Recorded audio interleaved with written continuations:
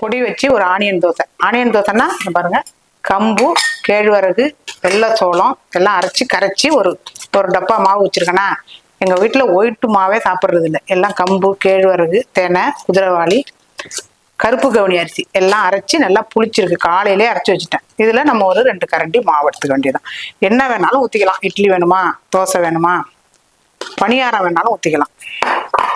அப்படியே மூடி ஃப்ரிட்ஜில் வச்சிட வேண்டியதான். எனக்கு ஒரு 3 நாளைக்கு வரும். ரொம்ப ஹெல்த்தியாகவும் இருக்கும் இந்த மாதிரி சாப்பிட்றது. இந்த மாதிரி மாவு அரைச்சி நம்ம வச்சுக்கிட்டோம்னா நைட்டுக்கு காலையிலக்கு என்ன வேணாலும் மாற்றி மாற்றி நம்ம சாப்பிட்டுக்கலாம். ஒரு ஆனியன் தோசையா இன்னைக்கு போட்டுருவோம். அது மேலால ஃபுல்லாக நம்ம ஆனியனை போட்டுக்கணும்.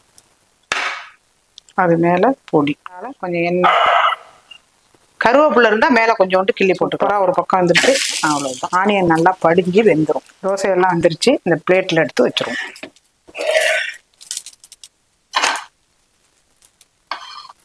Onion dosa ready. அது